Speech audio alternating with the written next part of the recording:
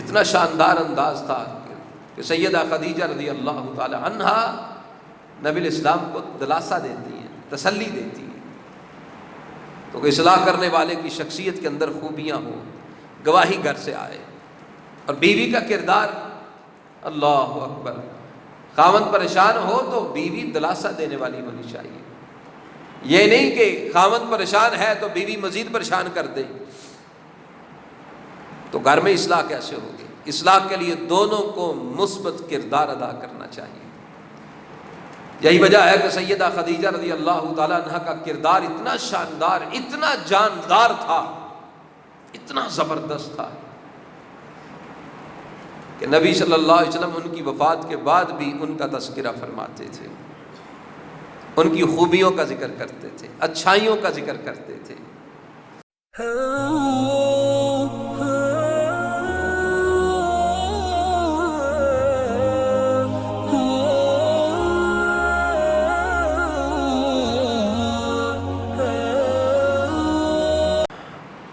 ان الحمد لله نحمده ونستعينه ونستغفره ونؤمن به ونتوكل عليه ونعوذ بالله من شرور انفسنا ومن سيئات اعمالنا من يهده الله فلا مضل له ومن يضلله فلا هادي له وأشهد أن لا إله إلا الله وحده لا شريك له وأشهد أن محمدا عبده ورسوله يا أيها الذين آمنوا اتقوا الله حق تقاته ولا تموتن إلا وأنتم مسلمون يا أيها الناس اتقوا ربكم الذي خلقكم من نفس واحدة وخلق منها زوجها وبث منهما رجالا كثيرا ونساء واتقوا الله الذي تساءلون به والأرحام إن الله كان عليكم رقيبا يا أيها الذين آمنوا اتقوا الله وقولوا قولا سديدا يصلح لكم أعمالكم ويغفر لكم ذنوبكم ومن يطع الله ورسوله فقد فاز فوزا عظيما أما بعد فإن أحسن الكلام كلام الله وخير الهدي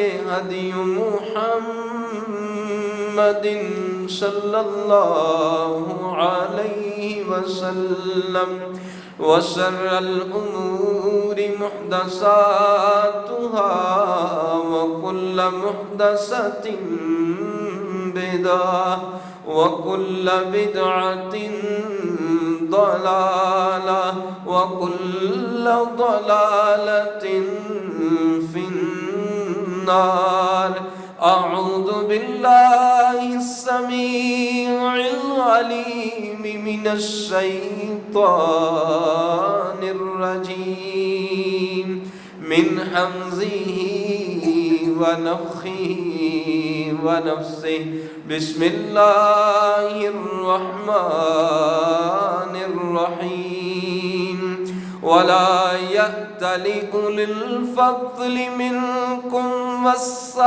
والسعة أن يؤتوا أولي القربى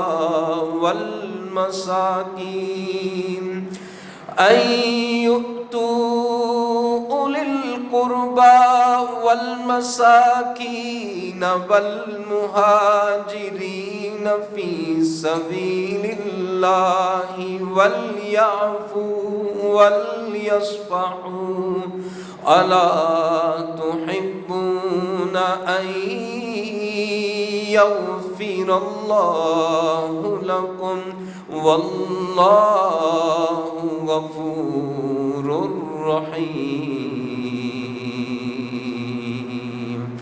رب اشرح لي صدري ويسر لي أمري واحلل عقدة من لساني يفقهوا قولي اللهم انفعنا بما علمتنا وعلمنا ما ينفعنا وزدنا علما رب زدني علما رب زدني علما رب زدني علما.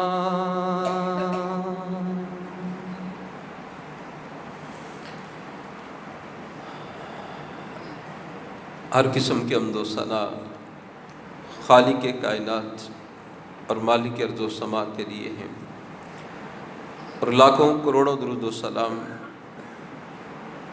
اس ہستی اقدس و مقدس پر جن کا نام نامی اسم گرامی محمد اکرم صلی اللہ علیہ وآلہ وبارک وسلم ہے۔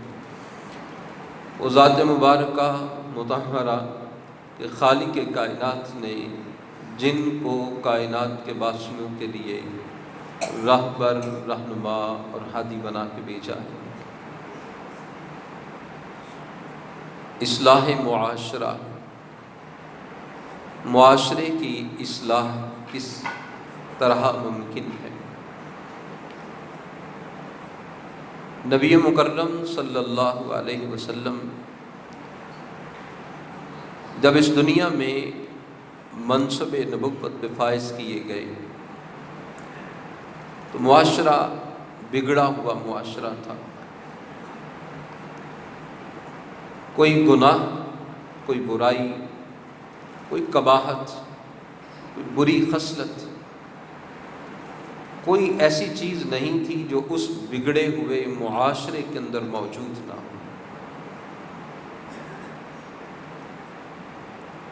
نبی مکرم صلی اللہ علیہ وسلم تشریف لائے اور آپ صلی اللہ علیہ وسلم نے اس معاشرے کی ایسی اصلاح فرمائی کہ اس جیسا روشن، درخشندہ، تابندہ اور اجلا معاشرہ پھر دنیا میں اس کی نظیر نہیں ملتی ہے۔ وہ جو عزتوں کے لٹیرے تھے محافظ ہو گئے، وہ جو ڈاکے ڈالا کرتے تھے اب اپنے مال کو دوسروں پر نچھاور کر دینا سعادت سمجھتے تھے۔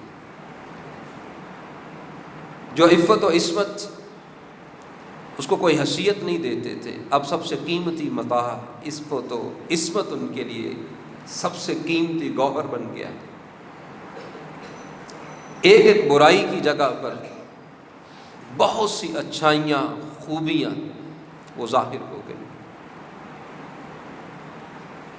تو اصلاح معاشرہ میں اگر ہم چاہتے ہیں کہ ہم درست ہوں، ہمارے معاملات درست ہوں، تو نبی مکرم صلی اللہ علیہ وسلم کا اسوہ، آپ کی سنت، آپ الاسلام کا طریقہ، آپ کی حیات طیبہ، اس کو اپنانا اصلاح معاشرہ کا باعث ہے۔ آپ کی سیرت سے، آپ کے کردار اور اخلاق سے جو بندہ جتنا دور ہوگا اسی قدر وہ اصلاح سے دور ہوگا۔ اپنی شخصیت میں بے شمار سکم اور ذوف رکھے گا، اور وہ بندہ کبھی بھی مصلح اصلاح کرنے والا نہیں بن سکتا۔ نبی صلی اللہ علیہ وسلم پر جب اللہ عز و جل کی طرف سے پہلی وحی آتی ہے، اللہ کی طرف سے حکم آتا ہے، اقرأ بسم ربک الذی خلق، یہ غار حرا میں پہلی وحی نازل ہوئی، کیونکہ آپ علیہ السلام کو پہلے کوئی تجربہ نہیں تھا، ایکسپیرینس نہیں تھا وحی کا۔ جبریل علیہ السلام آئے، دبایا، بھینچا، پھر کہا اقرأ، پھر چھوڑا، پھر دبایا، پھر چھوڑا، پھر دبایا۔ اقرأ بسم ربک الذی خلق، خلق الانسان من علق، اقرأ وربک الاکرم الذی علم بالقلم علم الانسان ما لم یعلم۔ یہ پہلی وحی نازل ہوئی۔ آپ علیہ السلام کے ساتھ یہ صورتحال جو پیش آئی، آپ پر خوف طاری تھا۔ آپ صلی اللہ علیہ وسلم گھر میں تشریف لائے۔ یہ نبوت کا آغاز ہے، اور نبوت کے آغاز میں جو مصلح ہے، اصلاح کرنے والا ہے، اس کے اندر کون سی خوبیاں ہونی چاہیے جس کی بنا پر معاشرے پروان چڑھتے ہیں۔ اس واقعہ کے بعد ہی آپ علیہ السلام کی سیرت، آپ کی کردار، آپ کی ذات کے اندر وہ خوبیوں کا ایک مرقع جامع الفاظ میں ہمارے سامنے آتا ہے۔ خوف طاری تھا۔ آپ علیہ السلام گھر میں تشریف لائے۔ سیدہ خدیجۃ الکبریٰ رضی اللہ عنہا اپنی اہلیہ سے کہا، زملونی زملونی انی خشیت علی نفسی، اے خدیجہ رضی اللہ عنہا مجھ پر چادر کو اڑا دو، آج ایسا حادثہ پیش آ گیا، مجھے اپنی جان کا ڈر ہے، خطرہ محسوس ہوتا ہے۔ سیدہ خدیجہ رضی اللہ عنہا نے نبی صلی اللہ علیہ وسلم پر چادر اڑائی اور ساتھ یہ بات کہی، کلا واللہ لا یخزیک اللہ ابدا، ہرگز نہیں، اللہ کی قسم ہے، آپ جیسے خوبیوں والے انسان اللہ ان کو ایسے ہی رسوا نہیں کرتا۔ انک لتصل الرحم، آپ صلہ رحمی کرتے ہیں، وتحمل الکل، جو بوجھ اٹھا نہیں سکتا اس کے بوجھ کو اٹھاتے ہیں، وتکسب المعدوم، جو کما نہیں سکتے آپ صلی اللہ علیہ وسلم ان کو کما کے کھلاتے ہیں، وتقری الضیف، مہمانوں کی مہمان نوازی کرتے ہیں، وتعین علی نوائب الحق، حق کی راہ میں اگر کوئی بندہ سچائی پہ چل رہا ہے، اس کو مشکل پیش آتی ہے، آپ صلی اللہ علیہ وسلم اس کے ساتھ معاون بنتے ہیں، کندھے کے ساتھ کندھا ملا کے کھڑے ہو جاتے ہیں۔ یہ ہے مصلح اعظم، اس کائنات میں اصلاح کرنے والے کے جب منصب پہ فائز ہوئے، یہ خوبیاں ہمارے سامنے آتی ہیں کہ آپ کے اندر انسانی ہمدردی کا جذبہ کوٹ کوٹ کے بھرا ہوا تھا، جس کے اندر انسانی ہمدردی نہیں، انسانوں سے محبت نہیں، انسانوں کے دکھوں کا مداوع نہیں کر سکتا، ان کے دکھوں کو اپنے من میں محسوس نہیں کر سکتا، دل میں اس کی کسک محسوس نہیں کرتا، وہ اصلاح نہیں کر سکتا۔ اور جب افراد کے اندر ایک دوسروں کے دکھوں کے مداوع کرنے کا احساس بیدار ہوگا، امن ہوگا، بگاڑ سے اصلاح ہوگی، معاشرہ اس بنیاد پہ جب پروان چڑھے گا تو پھر ایک دوسرے کی محبت، پیار، عنایت، شفقت، ایثار، ساری خوبیوں کے ساتھ معاشرہ امن کا گہوارہ بن جائے گا۔ ایک مصلح اصلاح کرنے والے کے اندر یہ خوبیاں ہونی چاہیے، صلہ رحمی کرنے والا، رشتے ناتوں کو ملانے والا، بگاڑنے والا نہیں ہونا چاہیے۔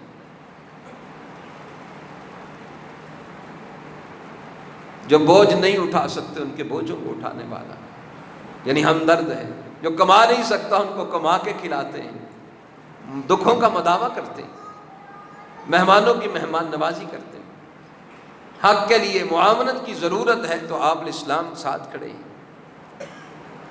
یہ نبوت سے پہلے کی زندگی کے تاثرات ہیں جو سیدہ خدیجۃ الکبریٰ رضی اللہ تعالی عنہا وہ نبی اسلام کے متعلق ارشاد فرماتے ہیں، جامع الفاظ، مختصر الفاظ، اور پوری زندگی کو سمیٹ کے رکھ دیا اما جی خدیجہ رضی اللہ عنہا۔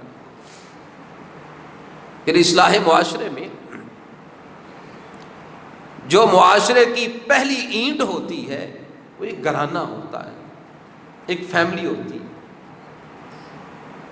اور وہ گھرانہ اور فیملی اس کا آغاز ہوتا ہے خامند سے، ایک بیوی سے،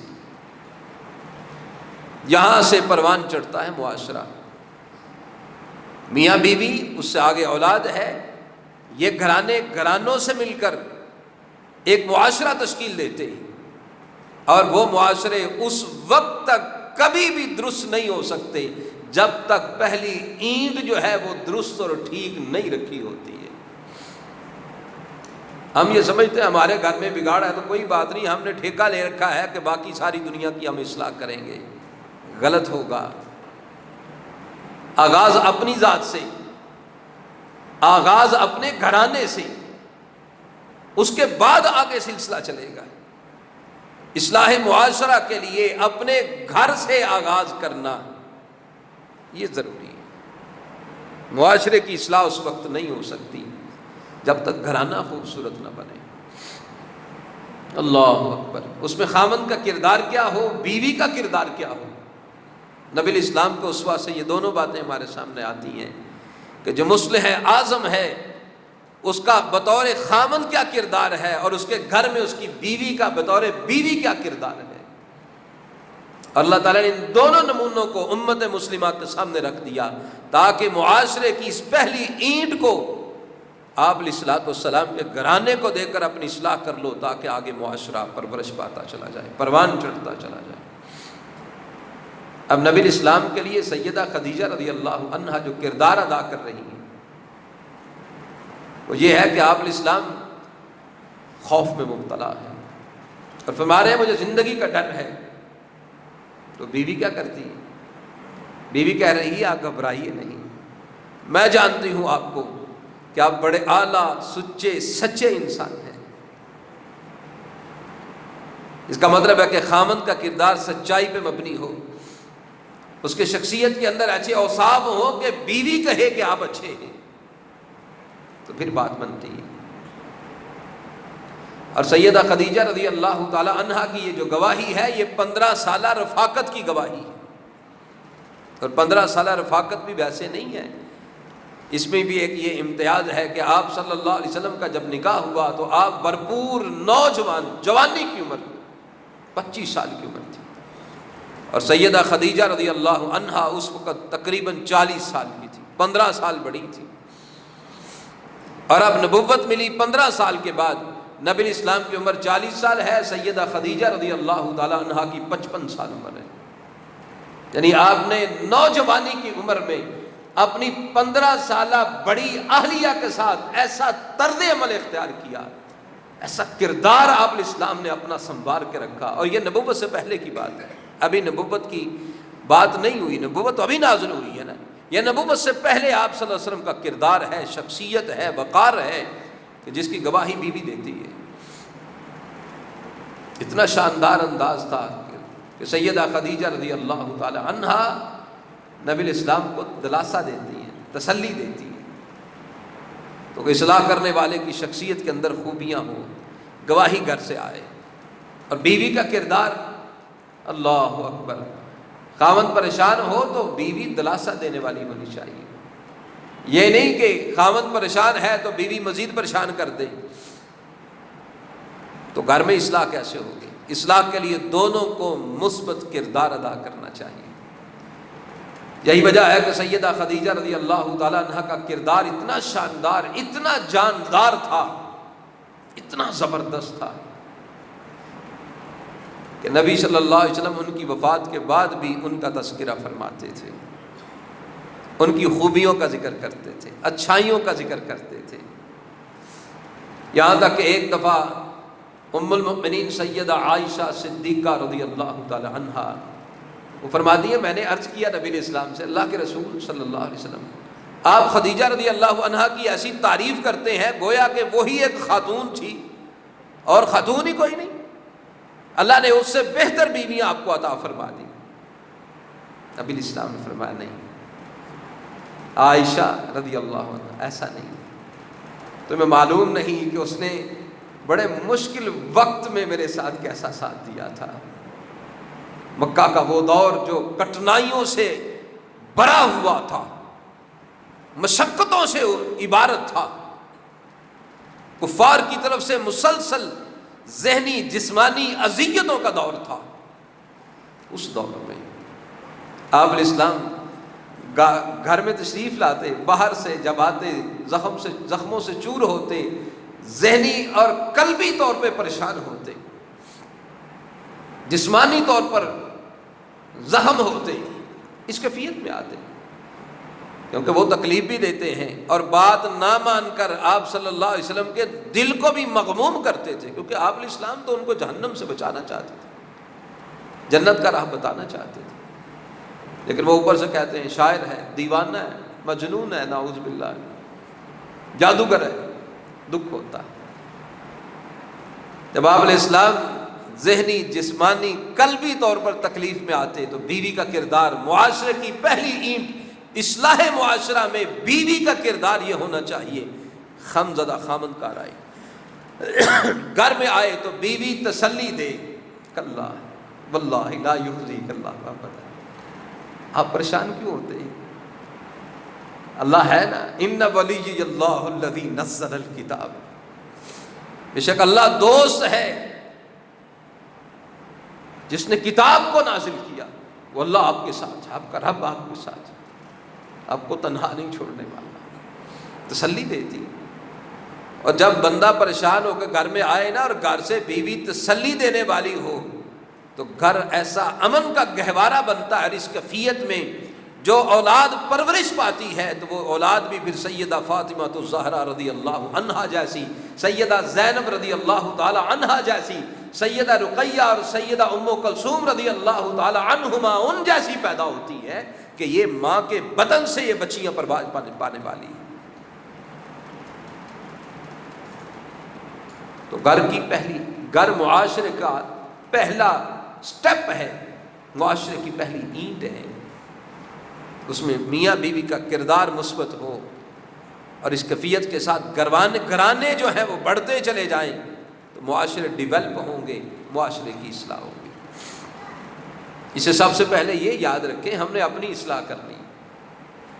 جب تک ہم ٹھیک نہ ہوں گے معاشرے ٹھیک نہیں ہوں گے. جب ہم ٹھیک ہوں گے تو پھر معاشرہ بھی آہستہ آہستہ ٹھیک ہوتا چلا جائے گا. اللہ اکبر. پھر نبی صلی اللہ علیہ وسلم کی شخصیت جب پہلی دفعہ اپنی قوم سے ہم کلام ہوتی، کوہ صفا پہ چڑھ جاتے.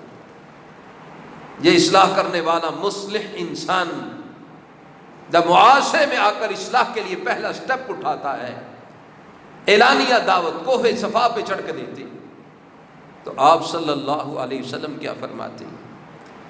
اہل مکہ نیچے کھڑے ہیں، آپ علیہ السلام بلندی پر صفا پہاڑی پہ کھڑے ہیں. آپ علیہ السلام فرماتے ہیں لوگوں میں بلندی پہ کھڑا ہوں، آپ نیچے کھڑے ہیں، میں پہاڑ کی اوٹ میں سے دیکھ سکتا ہوں، آپ کو نظر نہیں آتا. تو اس کیفیت میں اگر میں یہ کہوں کہ یہ پہاڑ کی اوٹ سے ایک لشکر وہ آپ پر حملہ آور ہونے والا ہے تو کیا آپ میری بات کو مان لیں گے؟ قوم بیک زبان ہو کے کہتی، سب کہتے ہیں ما جربنا علیک الکذب، اے محمد صلی اللہ علیہ وسلم ہم نے آپ پر جھوٹ کا تجربہ نہیں کیا ہے، ہم نے آپ کو صادق پایا ہے، امین پایا ہے، آپ کی زبان سے کبھی غلط بات نہیں سنی. آپ جو کہیں گے ہم مانیں گے کہ آپ جو کہہ رہے ہیں ٹھیک کہہ رہے ہیں.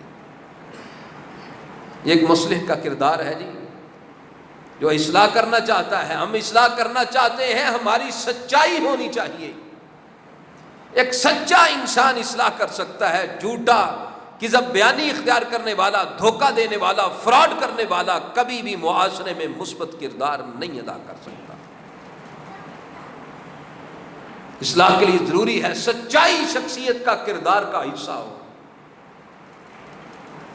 اور آپ علیہ السلام کو یہ گواہی قوم دیتی ہے، معاشرہ دیتا ہے، آپ سچے ہیں، آپ نے کبھی جھوٹ نہیں بولا۔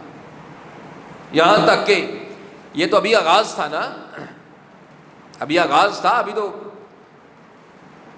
مد مقابل قریش اور سرداران قریش سے جو ہے ابھی مخالفت کی وہ روش اختیار نہیں ہوئی ہے، مخالفت پر آئے نہیں، دشمنی اور عداوت پہ اترے نہیں، اس وقت یہ گواہی دی۔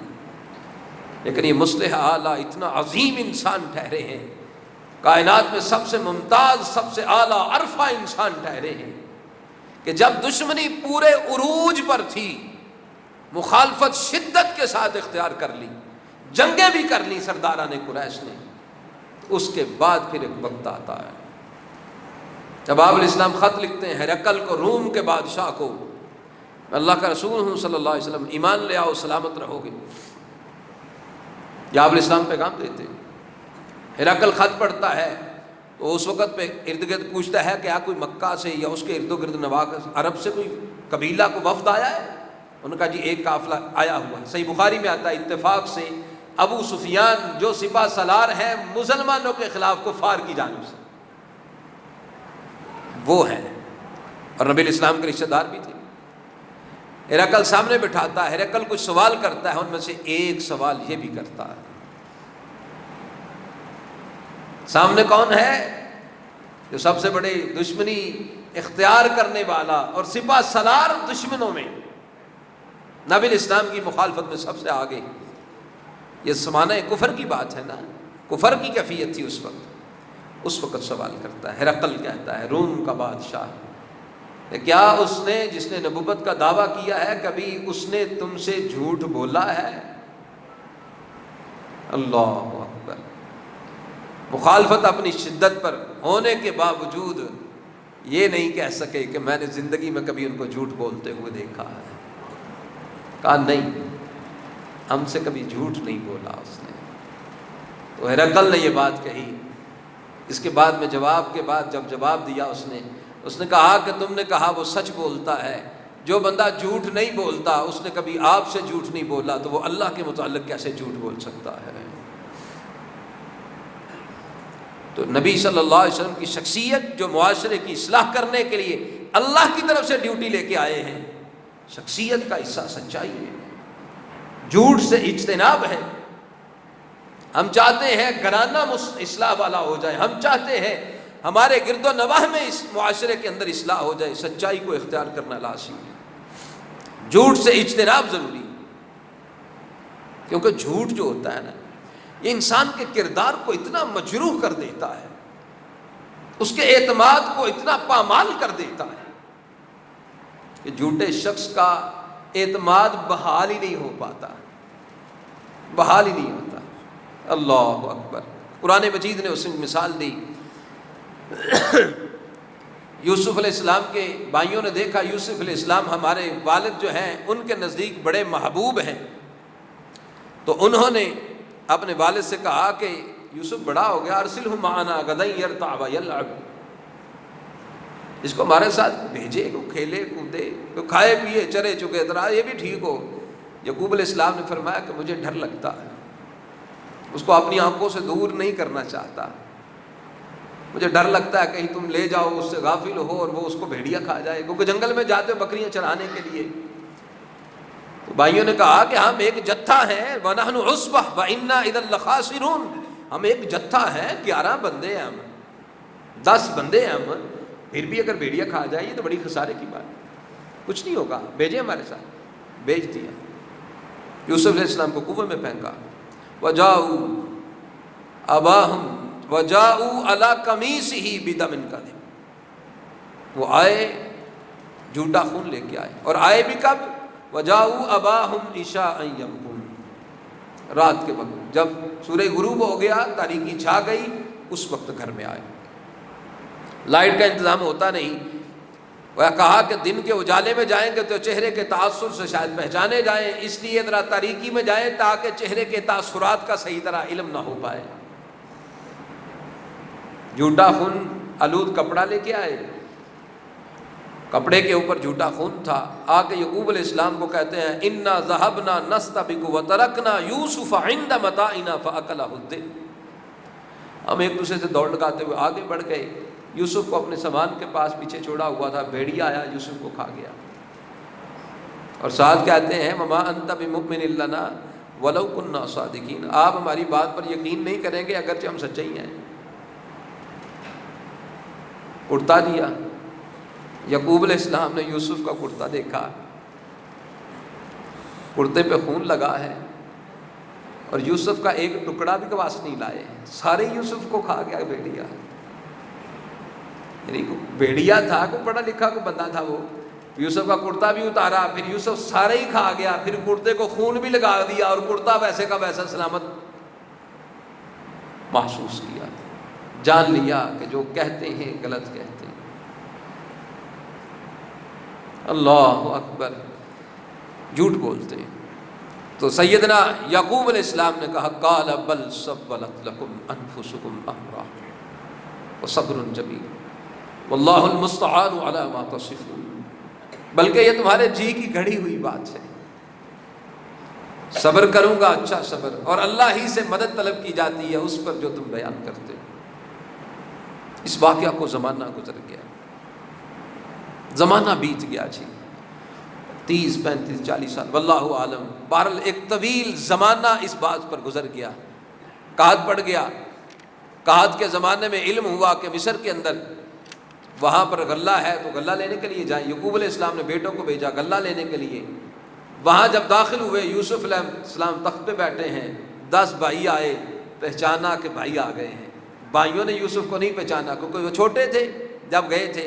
چھوٹا بچہ ہو تو جب بڑا ہوتا ہے تو نئے نقش میں جب پختگی آتی ہے تو کچھ فرق پڑ جاتا ہے، جبکہ جو پہلے ہی جوان ہو وہ جوانی کے بعد اگر عمر ڈھل بھی جائے تو پہچانا جاتا ہے کہ نئے نقش وہی ہوتے ہیں۔ 10 بھائی آئے، یوسف علیہ السلام نے پہچان لیا، انہوں نے یوسف علیہ السلام کو نہیں پہچانا۔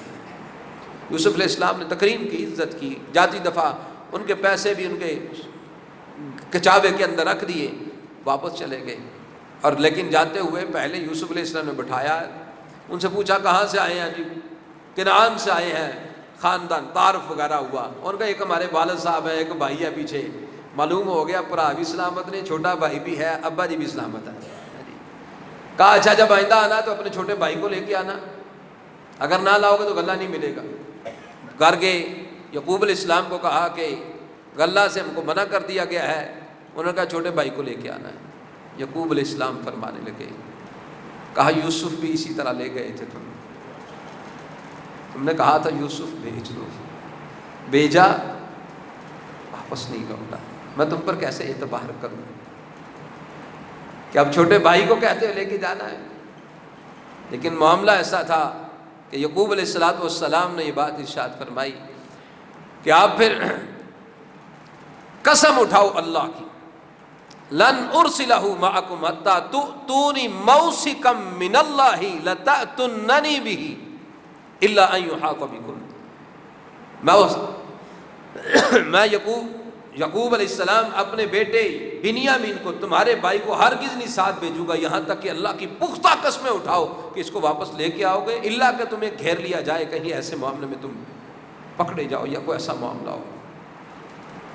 بنیامین کو لے گئے، وہاں اللہ کے اذن سے معاملہ جو بھی ہوا، بنیامین کے کجاوے میں وہ پیالہ رکھا، واپس پلٹ رہے ہیں، آواز دینے والے نے آواز دی، اے قافلے والو انکم لسارقون، تم چوری کرنے والے ہو۔ رک گئے، چور نہیں تھے، چوری نہیں کی تھی، وہ یک زبان ہو کے کہنے لگے کہ ہم نے چوری نہیں کی۔ آپ کس چیز کی آپ جو ہے نا وہ چوری پاتے ہیں؟ انہوں نے کہا جی ہمارا بادشاہ کا جو پیالہ ہے وہ گم ہو گیا ہے۔ مفسرین کا سونے یا چاندی کا تھا، وہ کھانے پینے کے لیے یا اس کے ساتھ پیمائش کے طور پر جو ہے نا غلہ ماپ کے اس کے ساتھ دیتے تھے، تو وہ پیالہ گم ہو گیا ہے۔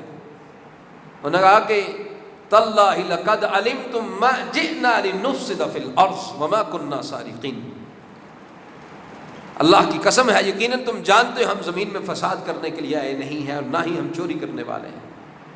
اس کا مطلب ہے جو چوری کرنے والا ہے یہ فساد فی الارض کا مرتکب ہوتا ہے، کہ ہم چور نہیں، ہم فسادی نہیں۔ اصلاح معاشرے میں جو بندہ چوری کرنے والا ہے، دوسرے کا مال چھین لینے والا ہے، چھپا کے لے جانے والا ہے، یہ کبھی بھی مثبت کردار ادا نہیں کر سکتا، یہ فساد کا باعث بنتا ہے، اصلاح کا باعث نہیں بننے والا۔ کہا اگر نکل آئے تو کہا جس کے پاس سے نکلے اس کو رکھ لینا۔ سامان کی تلاشی لی، بنیامین کے سامان سے وہ پیالہ نکل آیا، بنیامین کو رکھ لیا، ان کے پاؤں تلے سے زمین نکل گئی۔ اب کیا ہوگا؟ ابا جی سے تو قسمیں اٹھا کے آئے ہیں، واپس لے کے آئیں گے۔ کہنے لگے وقت کے بادشاہ، آپ کو ہم نے بڑا مہربان دیکھا ہے، اس کا بوڑھا باپ پیچھے ہے، ہم میں سے جس کو چاہے روک لو، اس کو واپس جانے دو۔ یعقوب علیہ السلام نے، حضرت یوسف علیہ السلام نے کہا کہ نہیں، یہ کیسے ہو سکتا ہے؟ جس کے پاس کجاوے سے جس کے سامان سے یہ پیالہ نکلا، ہم تو اسی کو روکیں گے، دوسرے کو نہیں روکیں گے۔ واپس پلٹے، واپس پلٹ کر اپنے ابا جی سے یہ بات کہتے ہیں۔ کیا کہتے ہیں؟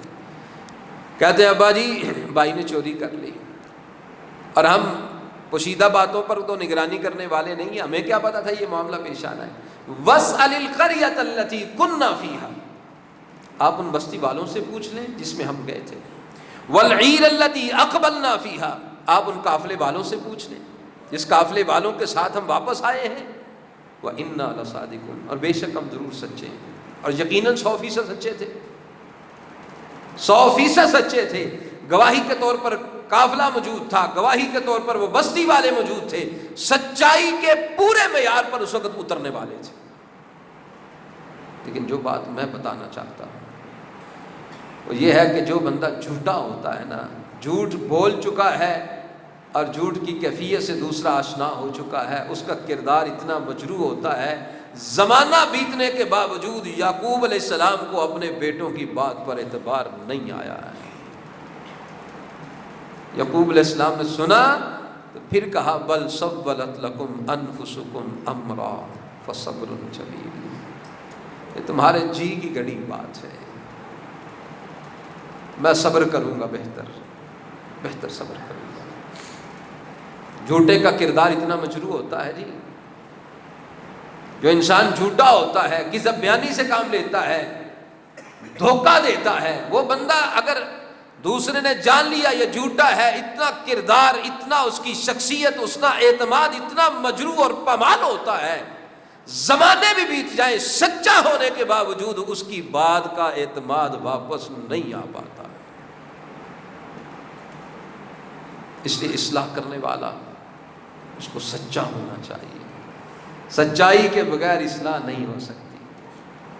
جھوٹا شخصیت میں جھوٹا، معاملات میں جھوٹا، تعلقات میں جھوٹا، رشتہ داریوں میں جھوٹا، قوم کے ساتھ جھوٹ، عوام کے ساتھ جھوٹ، جو بھی بندہ جھوٹا ہوگا اس معیار پہ کھڑا ہوگا مصلح نہیں ہو سکتا، وہ بندہ فساد کا ہی باعث بنتا ہے، اصلاح کا باعث نہیں بنتا ہے۔ اللہ اکبر۔ تو ایک اصلاح کرنے والے کو سچائی کا علمدار ہونا چاہیے۔ دوسرا، میں نے کہا کہ معاشرے کی اینٹ گھرانہ ہے، اس گھرانے میں جب بگاڑ آئے تو پھر ایک باپ کو کیا کردار ادا کرنا چاہیے، یہی واقعہ آگے بھی چند جو ہے نا آیات مبارکہ اس بات کو ہمارے سامنے واضح کرتی ہیں۔ جب یہ بات کہہ دی کہ تمہارے جی کی گھڑی ہوئی بات ہے، وَتَوَلَّى عَنْهُمْ وَقَالَ يَا أَسَفَ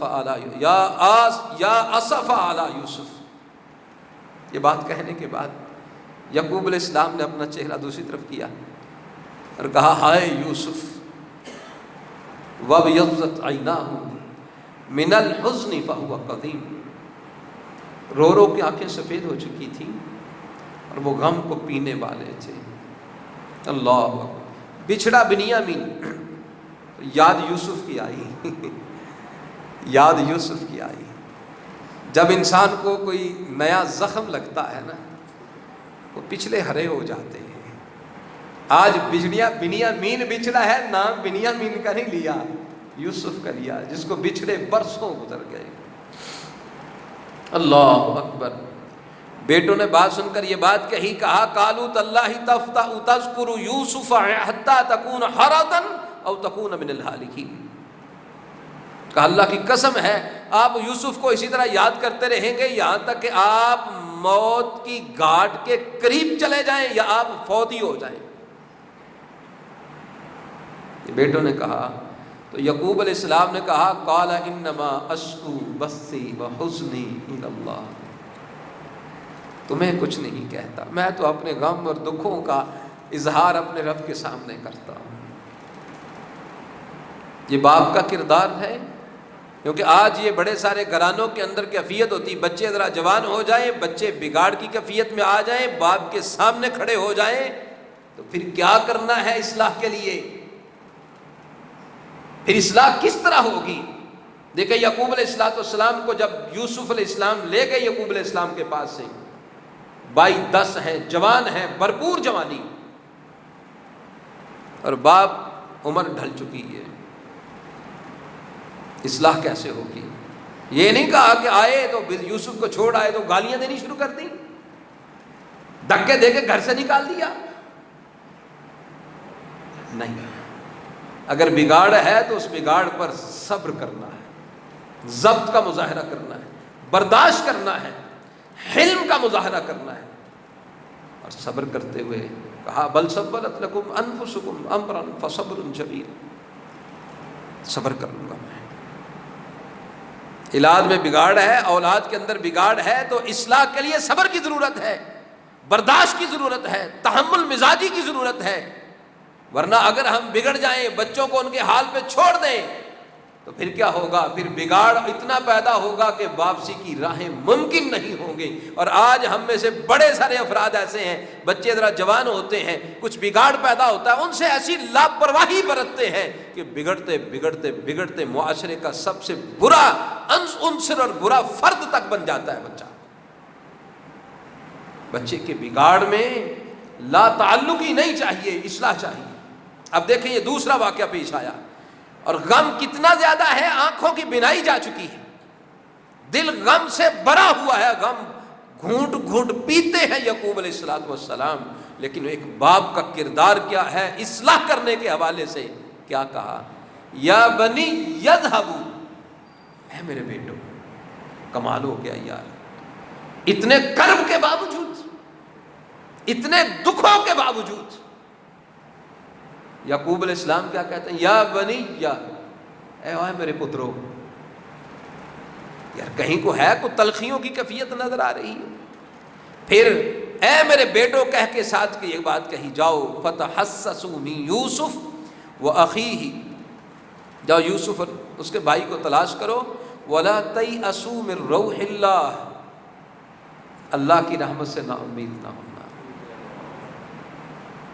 کیوں؟ انہ لا ییأس من روح اللہ الا القوم الکافرون، یقیناً اللہ کی رحمت سے سوائے کافر قوم کے اور کوئی مایوس نہیں ہوتا ہے۔ کیا ہو گیا ہے؟ یہ اصلاح ہے، یہ ایک باپ کا کردار ہے جو بگاڑ میں اصلاح کرنے کا کردار ادا کر رہا ہے، اور قرآن نے وہ ہمارے سامنے مثال رکھ دی ہے۔ صبر بھی کر رہے ہیں، ضبط بھی کر رہے ہیں، بیٹوں سے اپنائیت کا اظہار بھی ہے، کوئی بگاڑ کی راہ کی کیفیت کو اختیار نہیں کیا، اور اللہ کے ساتھ تعلق جوڑ کے بھی رکھ رہے ہیں۔ اللہ سے رحمت سے نا امید نہ ہونا، میں نا امید نہ ہونا، اللہ سے رشتہ ان کا جوڑ رہے ہیں، جہاں اصلاح کی ضرورت ہے اصلاح کر رہے ہیں، جہاں رب سے تعلق بنانے کی ضرورت ہے بنا رہے ہیں۔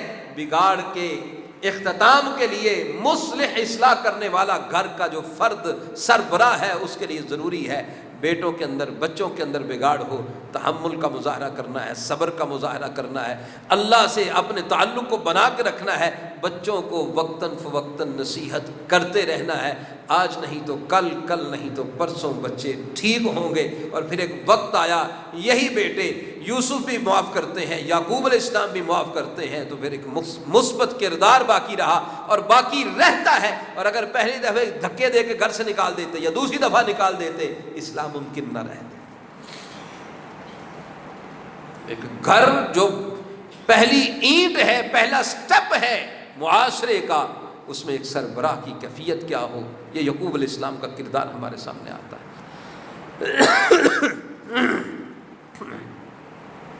تو اصلاح معاشرے میں سچائی چاہیے، جھوٹ نہ۔ بچوں کو سچائی کی تعلیم دیں، ان کو جھوٹ سے بچائیں، بچوں کو سکھائیں کہ امانت داری اختیار کرتے ہیں، بیٹا کسی کا مال چوری نہیں کرتے، یہ بگاڑ ہے، یہ فساد ہے چوری کی۔ چھوٹے بچوں کو یہ تربیت دینی ہے تاکہ معاشرہ جس کیفیت میں اوپر پروان چڑھے اس میں یہ قباحتیں نہ ہوں۔ معاشرے کی جو اصلاح کی نبی صلی اللہ علیہ وسلم نے، اس معاشرے کی ایک جھلک جو ہے نا وہ اس کیفیت میں بھی ہم کو نظر آتی ہے کہ جب نبوت کے 6 سال مسلمان تقریباً 182 مرد تھے اور تقریباً 18 عورتیں تھیں، تقریباً یہ 100 افراد تھے، مکہ سے حبشہ ہجرت کر جاتے ہیں۔ ہجرت کر کے وہاں پہنچے، مکہ کے لوگوں نے پیچھے سے وفد بھیجا کہ ان بندوں کو واپس لے کے آؤ۔ نجاشی کے دربار میں پہنچے، عمر بن عاص تھے، عبداللہ بن ربیعہ، یہ دونوں کفار کی طرف سے آئے، انتہائی دانشمند آدمی تھے، کہنے لگے آ کے وقت کے بادشاہ، ہماری قوم کے کچھ نوجوان ہیں جو آپ کے یہاں پہ ملک میں آ گئے ہیں، انہوں نے اپنے باپ دادا کے دین کو چھوڑ دیا اور آپ کے دین کو بھی نہیں اپنایا، کیونکہ نجاشی تو تھا وہ عیسائی تھا اور اس سے پہلے، اسلام سے پہلے عیسائیت ہی دین اور مذہب تھا، آپ کے مذہب کو بھی نہیں اپنایا، اپنے باپ دادا کے دین کو بھی چھیڑ دیا، اور ہمیں ان کے گھر والوں نے، سربراہوں نے بھیجا ہے کہ ہم ان کو لے کے واپس آئیں۔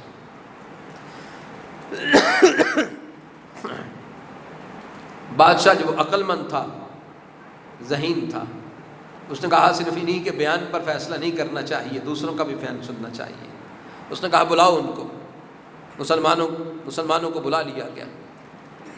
انہوں نے کہا جی بات سچ کریں گے، جو بھی کریں گے۔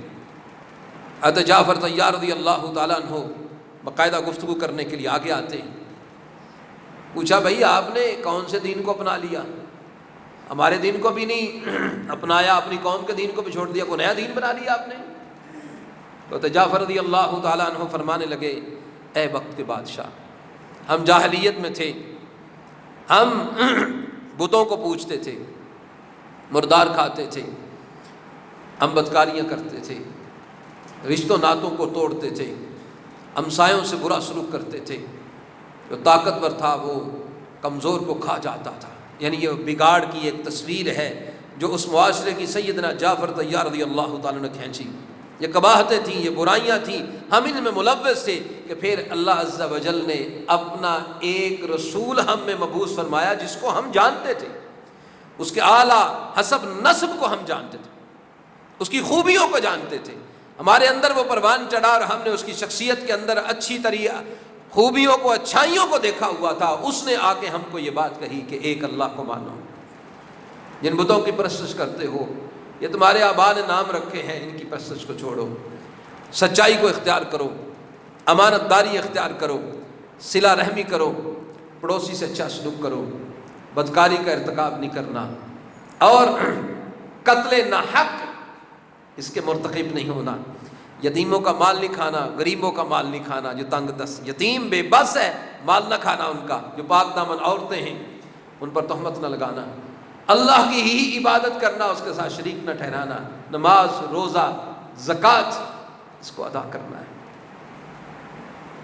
یہ تصویر کھینچی جعفر رضی اللہ تعالیٰ عنہ نے کہ ہم کیا تھے اور ہمیں کیا بنا دیا اس آنے والے نے۔ وہ معاشرے کا جو بگاڑ تھا اس میں ہمارے لیے اصلاح کے اتنے روشن تابندہ درخشندہ اصول وضع کیے کہ ہم جب ایسے ہو گئے ہماری قوم ہماری دشمن ہو گئی، ہم نے بتوں کی پرستش کو چھوڑا، ہماری قوم دشمن ہو گئی، ہم پر ظلم کرنا شروع کر دیا۔ جب ظلم انتہا کو پہنچا تو ہمیں آپ کے بارے میں علم تھا کہ آپ انصاف پسند ہیں، تو ہم ان کے ظلم سے بچنے کے لیے آپ کے پاس آئے ہیں تاکہ آپ کے ملک کے اندر امن سے رہ سکے۔ بادشاہ کیونکہ دانش مند تھا، اس نے ساری صورتحال دیکھی، آگے کی باتیں اس کو میں وائنڈ اپ کرتا ہوں۔ اس نے کہا کہ آج کے بعد ان کی طرف کوئی ٹیڑھی نگاہ سے نہ دیکھے، میری مملکت میں رہیں گے، امن سے رہیں گے، اصلاح سے رہیں گے۔ یہ اصلاح ہے جو نبی صلی اللہ علیہ وسلم نے اصلاح کی کہ آپ الاسلام نے ہمیں ایک اللہ کی عبادت، شرک نہیں کرنا، صلہ رحمی کرنی ہے، اور اصلاح کرنے والوں کو چاہیے کہ رشتے ناتوں کو ملا کے رکھے، امانت داری اختیار کرنی ہے۔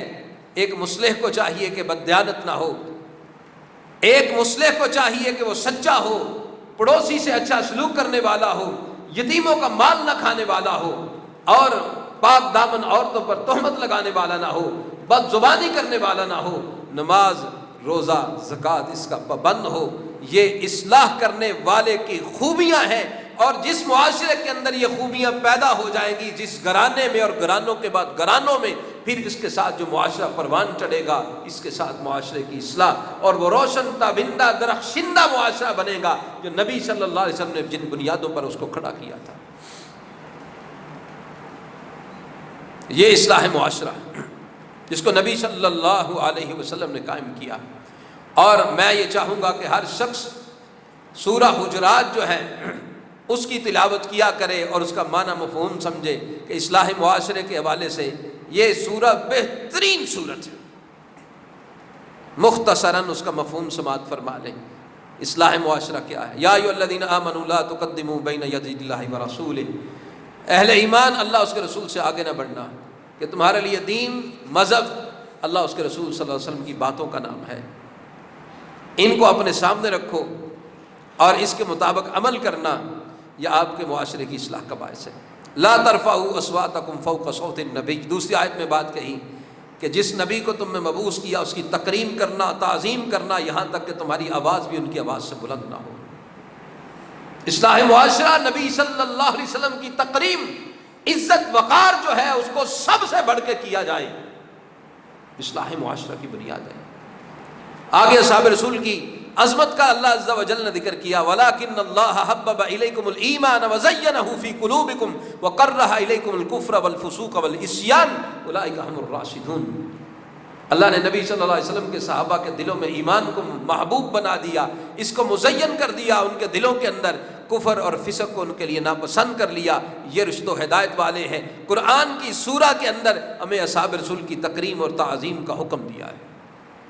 معاشرے میں اصلاح اس وقت ہوگی اللہ اس کے رسول کی بات مانی جائے، نبی اسلام کی تعظیم کی جائے، اصحاب رسول کی تکریم اور عزت کی جائے۔ وہ بندہ جو اصحاب رسول کی تکریم اور عزت نہیں کرتا، ان کے متعلق بد زبانی کرتا ہے، ان کی شخصیتوں پر حرف تنقیر کھینچتا ہے، وہ بندہ اصلاح کرنے والا نہیں ہو سکتا، وہ بندہ مفسد ہے، بگاڑ پیدا کرنے والا ہے، وہ اصلاح کرنے والا نہیں۔ اور آج کے اس مسئلے کے حوالے سے مرزا محمد علی جیلمی جو ہے اس کو کبھی بھی مصلح نہ سمجھیے گا۔ جو بندہ اس کو مصلح سمجھ کر اس کے دامن میں آئے گا، بگاڑ پیدا ہوگا اور اس کے عقیدے میں خرابی پیدا ہوگی، اصحاب رسول کے خلاف اس کے دل میں بغض اور عناد پیدا ہوگا، اور اصحاب رسول کے خلاف جس کے بغض اور عناد جس کے دل میں ہو وہ کبھی بھی اصلاح کرنے والا نہیں ہو سکتا۔ کہ معاشرے کی اصلاح اصحاب رسول کی تکریم اور تعظیم اس کی بنیادوں میں سے ایک بنیاد ہے۔ اصلاح معاشرہ، انما المؤمنون اخوہ، مومن آپس میں بھائی بھائی ہیں۔ جب بھائی ہوں گے تو پھر معاشرے میں بگاڑ کیسے ہوگا؟ آپس میں جھگڑا ہو جائے، فرما اصلحوا بین اخویکم، بھائیوں کے درمیان صلح کروا دیں۔ لا یسخر قوم من قوم عسیٰ ان یکونوا خیرا منہم، ایک دوسرے کا مذاق نہ اڑایا جائے۔ معاشرے کی اصلاح، کسی کی عزت کریں، اس کے ساتھ استہزاء اور مذاق کی کیفیت کہ جو اس کو رسوا اور ذلیل کر دے نہ کرنا۔ ولا تلمزوا انفسکم، تانا زنی نہیں کرنا ہے، عیب نہیں لگانی ایک دوسرے پر، بگاڑ پیدا ہوگا۔ اصلاح کے لیے ضروری ہے تکریم اور عزت کی جائے۔ ولا تنابزوا بالالقاب، برے برے ناموں کے ساتھ ایک دوسرے کو مخاطب نہ کیا جائے۔ اور یا ایھا الذین آمنوا اجتنبوا کثیرا من الظن، بدگمانی سے بچیں، کیونکہ بدگمانی انسان کے کردار کو بھی مجروح کرتا ہے، معاشرے کے اندر بگاڑ کا بھی باعث بنتا ہے۔ ولا یغتب بعضکم بعضا، غیبت نہیں کرنی۔ ولا تجسسوا، ایک دوسرے کی جاسوسی نہیں کرنی، کیونکہ یہ کردار اگر کہ شخصیت کے اندر یہ باتیں آ گئیں تو پھر بندے کے لیے بگاڑ اور بگاڑ ہی ہوگا، اصلاح نہیں ہوگا۔ اصلاح کے لیے ان باتوں کو اپنانا ضروری ہے۔ انا خلقناکم من ذکر وانثی وجعلناکم شعوبا وقبائل لتعارفوا ان اکرمکم عند اللہ اتقاکم۔ یہ کنبے، قبیلے، یہ برادریاں، یہ صرف تعارف کے لیے ہیں، کبر اور غرور کے لیے نہیں۔ بگاڑ ہوتا ہے جب بندہ اپنے آپ کو اونچا اور دوسرے کو حقیر سمجھتا ہے۔ ہاں، ان اکرمکم عند اللہ اتقاکم، تم میں سے بہترین وہ عزت تکریم والا ہے اللہ کے نزدیک جس کا اندر تقوی زیادہ ہے۔ یہ بنیادی باتیں ہیں جو سورہ حجرات کے اندر میں نے اشارہ کیا ہے، اصلاح معاشرہ کا باعث بننے والی۔ تو اصلاح کی بنیاد بھائی اپنے سے شروع کرنی، گھرانے سے شروع کرنی، اور پھر جہاں دائرہ بڑھتا چلا جائے گا، ان باتوں کو مد نظر رکھ کر آگے بڑھیں گے تو پھر اصلاح بھی ہوگی، اور جہاں تک ہمارے اثرات ہوں گے وہاں پر اچھے اثرات بھی مرتب ہو کر معاشرے کے لیے اصلاح کا باعث بنیں گے۔ اللہ عز و جل سے دعا ہے وہ مالک ہمارے حال پر رحم فرمائے، اللہ عز و جل ہمارے حال پر رحم فرمائے، اور اللہ تعالی ہمیں اپنی بھی، اپنے گھرانے کی بھی، اور جہاں تک ممکن ہو ہمیں دوسروں کی بھی اصلاح کرنے کی توفیق عطا فرمائے۔ اللہ عز و جل صحت، عافیت، ایمان کے ساتھ لمبی زندگی عطا فرمائے، اسلام پر، ایمان پر، توحید پر زندگی، اسی پہ ہمارا خاتمہ فرمائے۔ دنیا آخرت کی رحمتیں، برکتیں، آسانیاں، عزتیں ممالک ہمارے مقدر میں فرمائیں۔ دنیا آخرت کے دکھ، تکلیفیں، پریشانیاں اور ذلتوں سے مالک الملک ہمیں محفوظ فرمائے۔ وآخر دعوانا ان الحمد للہ رب العالمین۔